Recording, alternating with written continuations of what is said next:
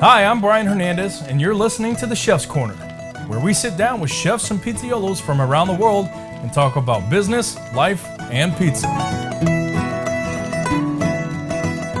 Hello and welcome to The Chef's Corner. I'm your host, Brian Hernandez, and this is a show where we get to sit down with some of the great minds in the pizza restaurant industry, actually, encompasses everything. Today, I was actually able to corner Massimo Mannino of Nina's Cucina Italiana in Greenville, North Carolina. Massimo, why don't you say hi to everybody? Hello, everybody. Very literal. Thank you for having me. Absolutely. I wanted to talk to you today in the Chef's Corner because you have a lot of good knowledge about pasta. Basically, this episode is going to be about pasta and how you can maybe incorporate it into your pizzeria. What steps you should take? Is it worth it? What you should make? So first things first. Really, I just kind of wanted to get to know you and your past about it. So how did you get started making pasta? Making pasta. It started, I would say, 10 years ago. Work in a way, say, why we making some fresh pasta and introduce to my customer something that we know, we eat at home and we enjoy and we started making handmade pasta a little by little, and people they started to like it and make it more. And then I can't keep up anymore by hands and handmade, so I have to buy a little machine to produce a little bit more faster. And that's the way it started, probably 10 years ago. And you started as like a home pasta chef, just doing stuff for family. That's the way it started, yeah, from home to the table, yeah, to the people. All right, very good. So have you ever competed with pasta? Have you ever done any competitions? I compete with pasta in a way, like in Jersey, 2017, we started and I won there. And then this year again, with Sal, my brother-in-law Sal, we won it again for the second year. Okay. So 2017, 2018, you won both years at the Atlantic City Northeast Pizza and Pasta Show. Yes. And you guys have plans to do it again this year, right? Yeah, we're going to this year again, yes. Okay. So would you recommend adding pasta to your menu if you're a pizzeria? Is it difficult to incorporate, do you think? Okay. In experience way, I've been working for 27 or 28 years with my father-in-law. Is Marabella is the one he started Marabella. When I came from Italy with my wife, whatever. My father-in-law, he always got pasta in there. He started in the pizza place. He started in 1984 in this location, even before that. The story is longer than that. To Shoka, the pasta always was there. It was baked ziti, spaghetti meatball, eggplant parmesan. That's it. But always selling, it's always been something that, it was there. And people, they buy pizza, they buy pasta. Simple, but I think I recommend to be there, that's for sure. I listen the simple way. Now I listen to the customer what they're looking for. If you're the customer, every time, I remember it was in New York, so about 20 years ago, customer called, you have Alfredo, fettuccine Alfredo. It's not only one, it was like many. And we decided to put a fettuccine Alfredo, and then from there, it was kicking. So definitely, yeah, pasta a little, you should be there if you can. Right. So you had mentioned that the original you just had three pasta dishes. Like I guess with the original Marabella was, I believe, baked ziti, spaghetti and meatballs, and eggplant parmesan. Eggplant parmesan, and we can never hit it anymore. My father-in-law was crazy, like, no, hit anything, mentality. My dad, we changed. Me and my brother-in-law, we take over, and from there we had more stuff. Yeah, but that's. Yeah, it definitely pasta is over. Even now in the pizza place we got it. We sell one pie is there always one plate of pasta. Is there one chicken parmigiani. So it's always between pasta is always pizza is pasta in there in the family. Mm-hmm. Pasta. I recommend, like I said, and repeat again. I recommend pasta. Okay. So if somebody decides to add pasta section to their menu, do you recommend actually making your own pastas in-house or buying from a distributor? What's the difference in quality? I would say the quality definitely. Fresh pasta for me is the main thing. Is the flavor. It can never be al dente, right? But if the flavor's got a pasta is amazing. So did I recommend doing that full? Not really. Maybe one pasta, one type of pasta. Just put out there as a fresh pasta. But, so just one type of fresh pasta. Yeah, on a pizza plate, I don't recommend doing all your pasta. There's a lot of work behind that. It's not saving no money, that's for sure. You might pay a little bit more maybe because there's a lot of labor behind that. But if you want to buy just pasta already made, the one raw, you just cook the dry pasta. Probably I would recommend that one more than fresh pasta. Okay, so I mean, you think the cost actually behind the labor is a lot of work way by just buying it? Okay, yeah. And now, when you said al dente, you said the fresh can never get al dente. What for the listeners and viewers, what does that mean? Yeah, fresh you can never get, because what happened? You got that bite, you got the bite. It's nice, but it will never be the dry pasta. You can get at al dente, the raw. You can give it can never be that.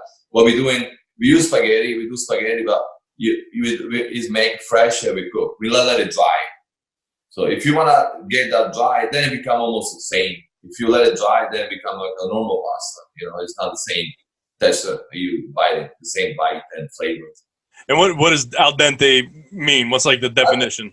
Al dente, it mean like you got the bite, like it's not raw, but you got the bite, that chewing. You biting. Chewy, but not crunch. It kind of crunch, I would say. Crunch, not really. It's in between there. Okay. Definitely no mushy, not too mushy, whatever you call it. Yeah. It's not pasta pudding. So, all right. So, what we're hearing is that, if you have to you recommend at least doing one fresh pasta and then buying the others. Yeah. Is there a particular recipe for making pasta dough, or say I got a pizza dough ball here, I can't make pasta out of that, right? No. Again, talk about quality and a place you can do quality. We use semolina, fancy durum, and semolina. That's the top flour, on a causeway. Mm-hmm. So it's the best that we know as a grown up in Italian. Is the best flour to make pasta. Okay. So it's not, it can be made but with a pizza flour. No, that's for sure. All right. So it can be made, but it's not going to be the same. Okay.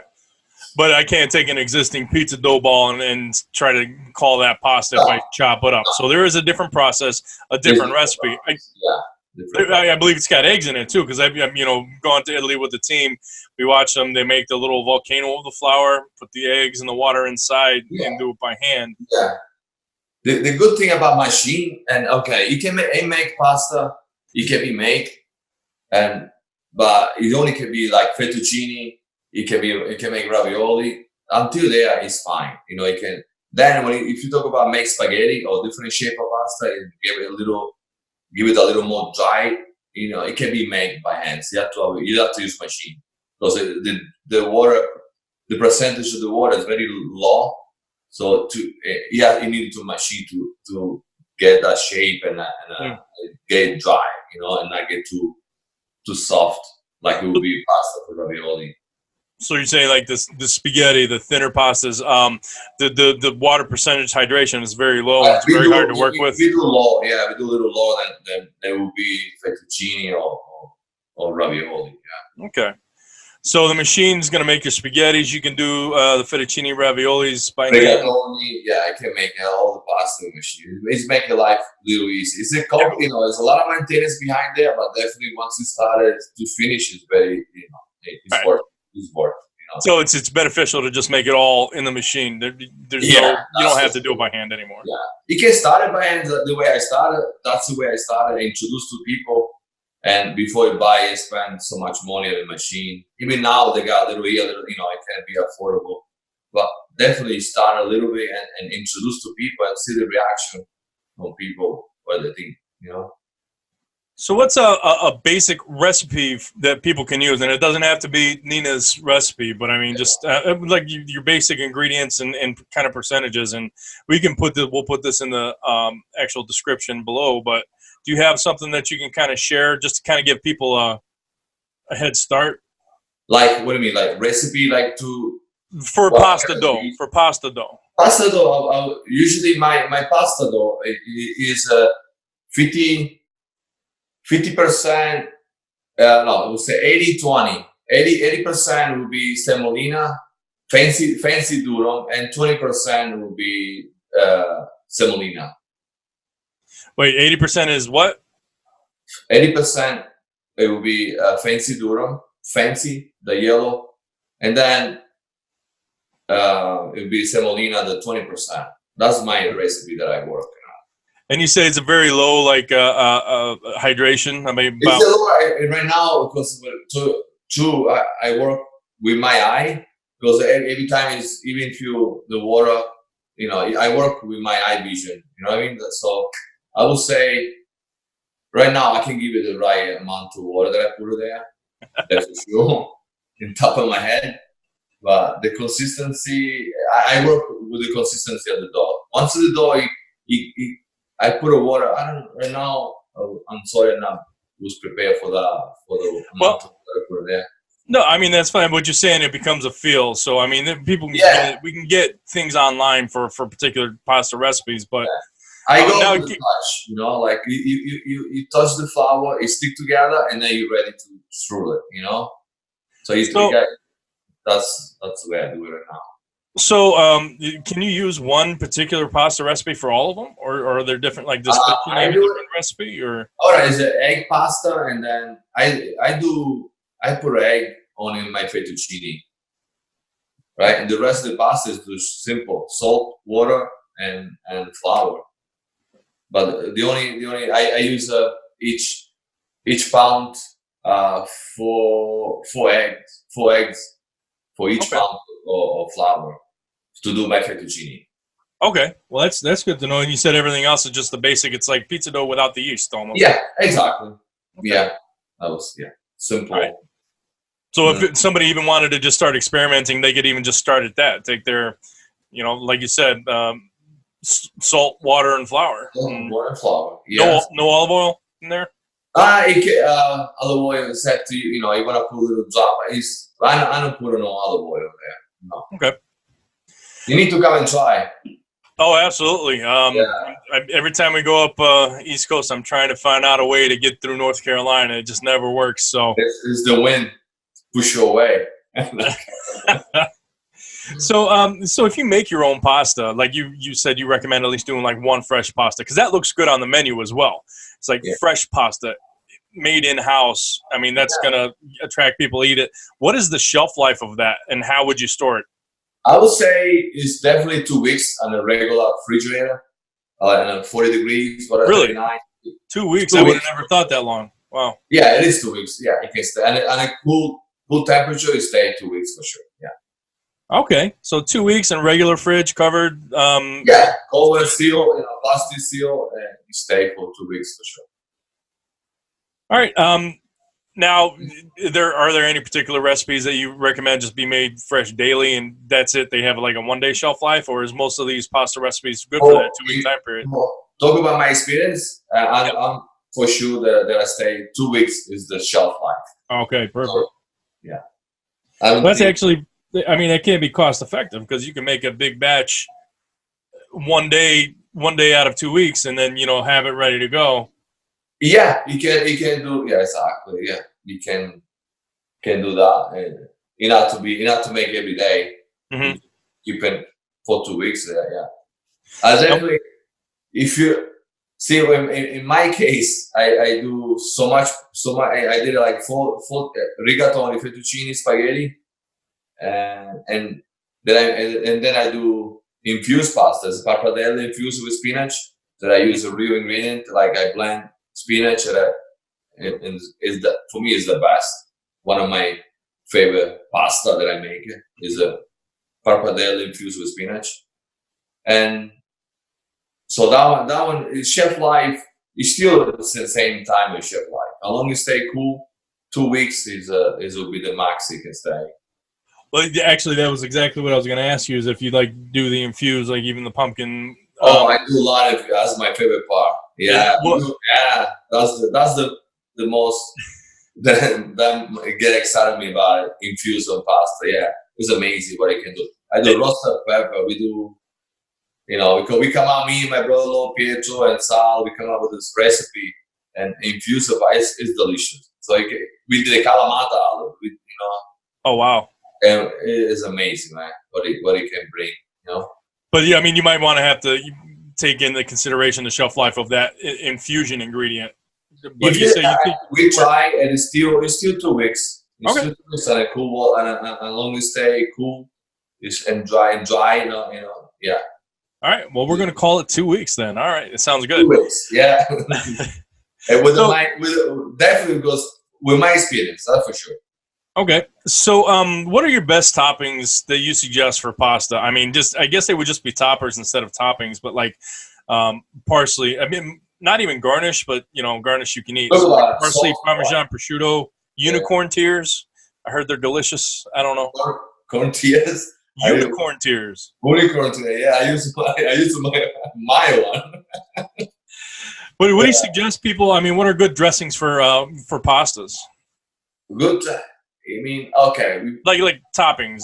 Okay. What topping? Like, what do you mean topping? Like your parsleys, or or even ingredients to infuse in there. So if you put like bacon, or I know that's an American thing, but if like prosciutto or. I like it will be prosciutto for it's okay topping. I like Parmigiano to finish it up. Parmigiano Reggiano to me is one of the no matter where it can bring different flavor. I love Parmigiano. Yeah. Then it can topping basil. I love basil to be there. That's yeah, basically, yeah. That's what I was asking. Like finishers. Basil. I would love basil. Prosciutto can be there too, yeah. But that's I finish it with basil, that's for sure. So do you think? And depending what kind of sauce too, right? Well, that's what I was gonna say. Is like, I mean, it's not like you put toppings. You put toppings on a pizza, but you don't put toppings inside pasta. The pasta's there, but the sauce makes it something different? Is the sauce maybe the star of the dish usually? The sauce, yeah. Yeah, that's it. Yeah, so you can put basil everywhere because it doesn't go together. But topping, a lot of normally red sauce I would put in basil. That's tradition, right? Right. And a creamy, I like to do any other stuff. I like to use a lot of microgreen. It can be. That's something that I go into more and more and more. The microgreen, it's amazing. I try. Now we use they come out with a little eggplant. It's a microgreen eggplant. It's delicious. It tastes like eggplant, but the little looks so beautiful. So yeah, it's so much of that you can put as a topping. It's a lot of it's all about your palate where True. So I mean, so the food cost percentage on like making pasta, making fresh pasta. Say we do one. I mean, is there a good profit margin on that? Let's just say pasta in general. Is there a good profit margin? It is good profit margin, pasta in general. That fresh pasta, it doesn't mean make your own pasta, you save money. You not save money. No. I repeat again, because it's a lot of labor involved with the machine to taking care, to cleaning. So it's on the long run, you probably save more money doing the dry pasta than make your own fresh pasta. But to me, it's the quality and the differential, but be different from everybody else. That's what it making me doing, and everybody happy. So I keep doing that. Once the customer come back for more, I mean, I do something right. Okay. All right. So there is a good profit margin there to be had with dry pasta. And then if somebody wants to set themselves aside with that fresh pasta, looks good on the menu, keeps them coming back. That's kind of your break even one right there. But it's one that sets you aside from everybody else. So yeah. So what are the 3 best types of pasta to incorporate if you're a beginner? If I'm just starting this out today, you know, just for the ease, how easy it is to make them, and the cost benefit. Like, Yeah, I mean, let's just even say like, yeah, making one and buying two. What do you think people should start with?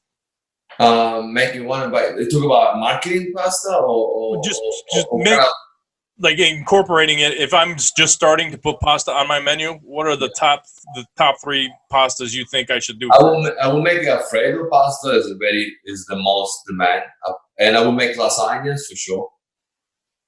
Lasagna and fettuccine Alfredo, lasagna, and chicken parmesan.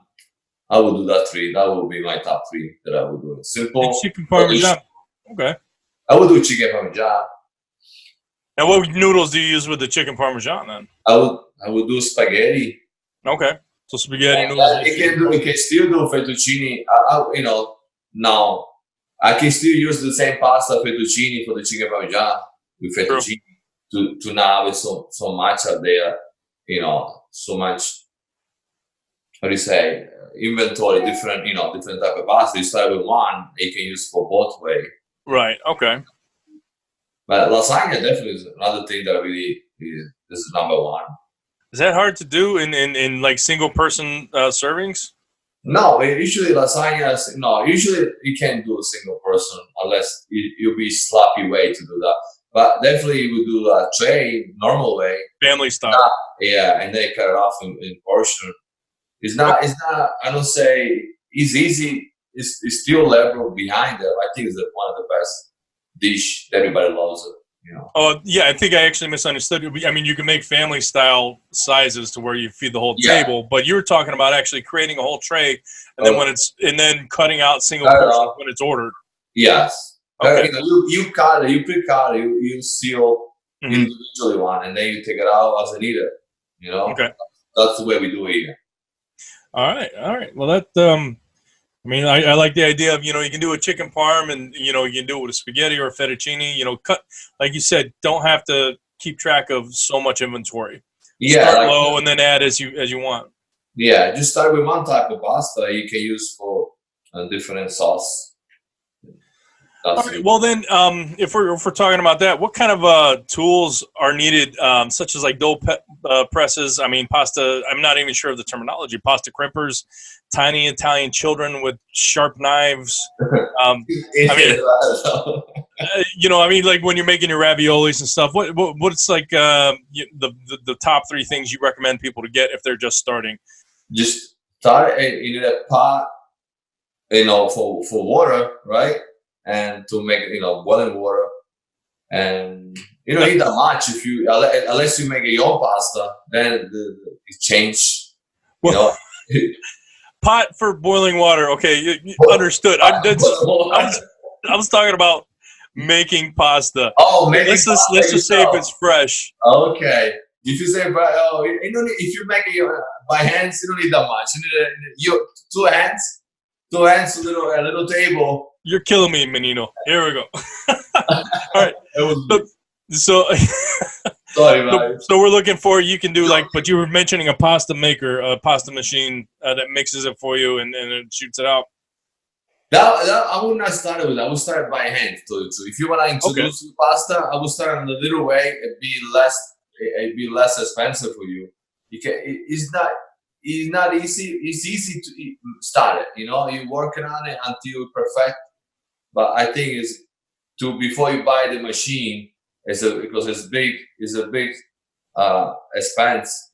You start out in a little way. You start out by hands make. If you have that time, if you got, you know, it only can be done by owner family around the place probably. You know, I don't think, you know, by papa and mom probably can start that way. You know, making some pasta. Well, all right. So if you're making it by hand and you've made the dough, everything's ready to go. What do you need to cut it? Let's just say we're doing a fettuccine. The difference. You know, fettuccine would be the one the more easy to get it. You know, and do it. You need a little pizza cutter. And so you recommend just a pizza cutter? Or you rolling once you do the sheet. You're rolling and you cut it with your knife. There's so many techniques you can do. Okay. All right. Well, it sounds like just start with fettuccine and go from there. I mean, they do have those pasta. That's the way I started, fettuccine. You ever made ravioli? You guys make ravioli? Yeah, I made ravioli. I'm interested in that. I like that. So do you have like a giant sheet of your pasta dough and you put your dollops of meat or whatever you're stuffing it with, and what do? Do you fold it over and stamp it, or how does that work? I bought, when I was in Italy, I make the ravioli. When I was in Italy for competing in Parma, I went to buy with chef, what's the name? Anyway, I went to buy the stamp from there. That's very cool, and then I really like it. They were so fine, you know. You can use a stamp, or you can just use your knife, your pizza knife, and you know, roll and shape it out the way you like. Yeah. So what is the process though? Is you take half the same process, same like you make fettuccine, maybe a little softer, little, you know, and you roll, you make it sheets, you know, probably. I don't know how you say this thing. Very, very thin. Yeah. Very thin, and you just you split it up in a way. You put a little dots or the filling you like, ricotta, or spinach, or whatever you come up. Mm-hmm. That's the most fun part too. It's like infusing. Ravioli is the same kind of way. You put it there, something that is, you know, it's delicious. And then you put 2 sheets, one on top of the other, and then you just make sure it's not much air inside the ravioli. Mm-hmm. You press it down and cut it. Okay. Could somebody do it with a half sheet and fold it over? What'd you say? Could somebody do it with like a full sheet and only put half, put the toppings on half and fold it over? Yes. Yeah. Yeah. So you can do like another sheet on top and just fold it. Yeah. Okay. That would be the easy way. Very cool. And then they make these. You can get them at Pampered Chef. You can get them. You can get some of these tools at Walmart just for just the basic pasta stuff. Now everything's available everywhere to start and play, you know, and do your own. It's more stuff there, most tools there make it easy to do what you need to do with the project. All right. So now I wanted to move on to sauces real quick because, like we said, that sauces are kind of the star of the dish. So would you recommend that, would you make your own sauces, or should somebody make their own sauces for pasta? And how many different types of sauces would you recommend for the beginner? Would it be like a red sauce and a cream sauce? Or like I say, it will be the red sauce and a creamy sauce. The Alfredo, everybody call Alfredo. Mm-hmm. I will do that. That will be the 2 sauce to start it. Yeah. You don't want to get into the vodka sauce until you've kind of established that you can do pasta. And I think so. We'll start it that way. I know for sure, you know, even vodka sauce is one of the top, probably second choice. But Alfredo is number 1. Alfredo, everybody looking for Alfredo. Creamy sauce, that's for sure. So I'll do red and creamy, and then as a go, if you want to add it more, you add it more. You add it to the type. Would you recommend these people making them on their own, making them in-house, or you know, purchasing them from a vendor?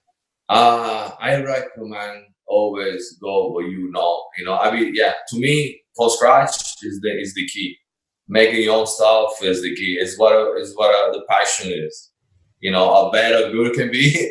We love to make them from scratch. You know, then people decide if it's good or not. But yeah, that's I always learned. You know, my goal is always when I go out there, try to find the best ingredient to bring it back and improve what I'm doing. Mm-hmm. But definitely from scratch. Yeah. So I mean, you think it would be feasible for somebody who's just starting to maybe get something from a vendor, but while they're doing that, start testing out recipes that they can make from scratch? You can start it away, but then I don't know. Honest. I wouldn't. If you want to start something, if you're gonna make pasta myself, why I have to buy the sauce? Yeah. I would just do everything and, you know, come out with my recipe, whatever it is, a better good can be. So definitely kind of have your recipe ready to go before you even start, because you don't want to change it. I would do that. Yeah, I would go with that. And that's me. Okay. So we only have a few more questions here. I appreciate your time today, Massimo. Thanks. So, you know, if you're getting ready to start, if you're just adding pasta to your menu, how would you market it? I mean, would you do like a special in-house that says buy a pizza and get a free pasta dish? or merely just push the pasta and then they have to buy it? You know, you don't give it away with deals, but is it hard to actually get people into pasta? Yeah, it's okay. Like I say, go back to my 25 years ago. All right, go back in that time that I really it was pasta already in the menu. And even though with that 3 pasta in the menu, it was not Alfredo there, right? And you listen to the customer. I really think if the customer say you have a pasta, you got a pasta, you really know. You don't have to do that much. Just put on the menu. I would start just put on the menu, and people they're gonna go for it. That's my way that I see it. You think it sells itself? I believe, yeah. I believe it's like if you have a, what do you say? You open the door, you got the menu. The menu is your, once you give the menu, people are gonna order off the menu. If you, whatever you sell, then if it's good or bad, you have to realize after that, they're gonna try, whatever you sell. Yeah. That's the way I see it. I'm not got no any other way. It can be marketing that way to be quickly respond. Probably, yeah. Buy pasta. I give you a free buy spot pizza. We give you 100 pasta tray. But probably the best way is all depend what kind of diner you got. If your pizza place, you got a lot of dining spot, you probably go to the table and say, look, try this pasta. We started making it. I would do that way more than give you one free and more than that. Okay. Yeah, try not to discount it too much because then when the price goes back to normal, they might not like it. But yeah. It also has its section on the menu too, which is nice because it draws people to that. It's like salads has their own section, pastas. And that's what, the menu is the main key. The main key for people reading what you got. Once it's on the menu, you're gonna sell. Mm-hmm. And again, pasta is everybody's pasta. All right. Well, I did want to ask you something, and I've been seeing this a little more lately. Parmesan bowl, expletive deleted. I can't say this word on the air, but Parmesan bowl. What the? Parmesan bowl. I mean, how did that start? Is it popular in the U.S. right now? I mean, is it difficult to do? I mean, I have so many questions on this, honestly. So, I mean, you guys do a Parmesan bowl, right? So why don't you explain what that is? Yeah, Parmesan bowl. We started, we went, I go to Italy. We went to see this place in Rome.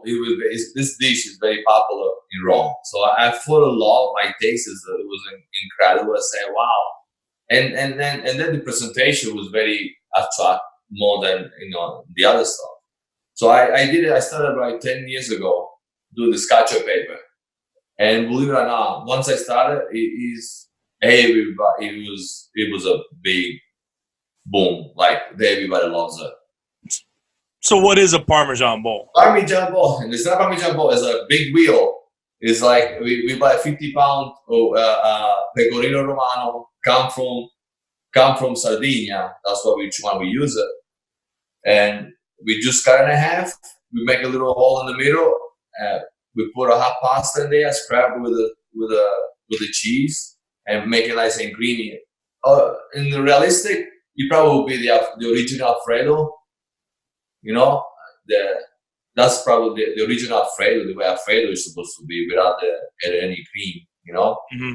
So that's the way it started. But it's simple. And then once you're done, once the night is over, it probably lasts that wheel for us because we a week, or less than a week, and then we grab it, and we use a new one. So, well, that was another question. It's actually kind of two. So I assume, and I know I'm correctly assuming that you got it, you dig the hole and you save the cheese. You use that for other ingredients. Yeah. You dig all the cheese out of the center and create this bowl. Now, I mean, how do you clean that? I mean, do you just we scrap it? We once you scrap all the stuff, it become a new one again. It's not dry. Are you taking it down? Are you taking it down to the rind of the wheel? What do you mean to the ground? Like the rind, the edge, the part that people usually don't eat. No, the edges stay there. It's there. Yeah. Just to go in the middle until you get big and dip. and then every night we scrub it off, and the wet part is go away, so it's like new. But it doesn't last that long to do. It lasts a week or less than a week, and then we just grind. It's because every time you wash it, you're making the hole bigger, right? Yeah, every time you scrub. Yeah, right. Well, we scrub every time you put a pasta there. We scrub it. It's not like the cheese from around there is going is going away, going to the pasta. So you ground and it's go away the cheese. Yeah, right. But my thing is that you got like 5 people eating out of this bowl, and then this is a bowl of cheese. So you can't run it through the dishwasher or it'll melt. No, we don't do dishwasher. It's not I know you don't. But what I'm saying is that you have to clean it somehow to use it again. Yeah, I didn't know if these were single-use items and a 50-pound wheel of pecorino. That's not cheap. No, it's pretty expensive. Yeah. Right. So I mean, you obviously price these things accordingly. Are they usually ordered by one person, or is it a table dish? Is it what we? Are the Parmesan wheels usually ordered by like a single person, or is it a family style meal? They usually a single person they use, or sometimes they can use appetizer, like everybody wants to try, or they get it because they like the cheesy. But yeah. What do we serve? We just they're not either off the bowl cheese. We serve it and put it on a plate and we give it a plate. The customer never touched the bowl. Ah, okay. That's where I was looking. I didn't see a guy with a wheel cheese just kind of. No. It's not up. All right. Well, that helps. So I mean, and then what do you price something like that at? We price $16-17 for a dish. 16, like 1.6? 16.16, yeah. Oh, okay. That's not terrible. So not bad. Okay, that was and North Carolina can do it that price, yeah. Yeah, California it'd probably be $30-40. But that's okay. Yeah. Now that actually answered a good part of my questions. I was mainly concerned about how you reuse it. And how you clean it for the next one, but it's nice to know that they're not eating out of the bowl. It's a serving dish. No, they're not eating out of the bowl. Yeah, we keep away from the customer. They just look at them, and from the cheese wheel go to the plate, and the plate going to the customer. So we're saying 16 that's serving. You cut it in half, so you get 2 wheels, and you can use it for a week. So less than a week, probably. I would say less than a week. Yeah, it goes through a lot. We sell so many of those. Dish that is scrapped pretty quickly. I order 50 pounds of wheel every week. So okay, that was going to be the other one. Is it cost effective? I mean, do you use that same bowl 2 or 3 times a night, maybe? I have more than that. Really? Okay, so it is cost effective. Yeah. All right. Well, it was a lot. Yeah. So you recommend like a cream sauce in that? I mean, you wouldn't put like spaghetti and meatballs in that, would you? Do you? People they start to order any sides or meatballs or sausage. They put as a side, the second episode. But yeah, that dish is serving just cacio pepper, just cheese and pasta. That's it. Also, yeah, it's just the cheese and the pasta. It's not even the sauce, really. Yeah, that's it. And then it can put a side, a meatball, but you gotta then. On the side. You're not putting red sauce inside this bowl. No. We don't put anything inside the wheel. No. Just. No. Okay. I think I understand it now. You're saying it's like where you said it's like the original fettuccine Alfredo. Or the Alfredo. It's just noodles and the cheese on it and the heat from the noodles and the water from it. Yeah. Creating their own sauce. Exactly. Yeah, it makes its own sauce on that wheel. Yeah. All right, man. Well, I think we're down to our last question here. I do appreciate your time one more time, but thank you. I want to ask you, what is your favorite pasta? My favorite pasta we call Nino rigatto fettuccine Nino, because it's that slow cooking sauce. Called ragu. It's like slow with meat. You got beef and pork and some bone in there, and cook for 3 hours. That kind of earth sauce. I love that one. Yeah, that's my favorite dish. That's for sure. Sounds like it's got a lot of sustenance to it. It's not just a light sauce. Yeah, nice bottle of wine and pasta will be perfect. Glass of wine, yeah. That's my favorite. Yeah. All right. Well, Massimo, I really do appreciate your time. This is Massimo Mannino. He's with Nino's Cucina Italiana in Greenville, North Carolina. Also with Marabella Old World Pizza. There's one in Greenville, but there's also one in Old Washington, North Carolina. Washington, North Carolina, yes. Okay. So but how do people find you guys on the interwebs? In the website, as a Marabella, or type Nino Cucina Italiana. Marabella Pizza.net. Okay. As the website. And it's spelled just like it is on his jacket, folks, right there. Where? Right here. Yeah, right there. Right there. So, all right, Massimo, I really thank you for giving us all this information. We just want to, put it out there to let people know how to actually incorporate pasta into their menus, how easy it is, what hurdles you might have to jump through, the best way to do it. And I know you, as both of you guys, you and Salvatore Pasalacqua, Marabella's, champions. You've done this and you've won awards with it. So I couldn't think of a better person to ask. Thank you. I want to thank you so much for your time. I thank everybody for tuning in to the Chef's Corner. I'm your host, Brian Hernandez. We'll see you next time. And until then, Massimo, what do we say? Ciao. That works. Go ahead. Ciao.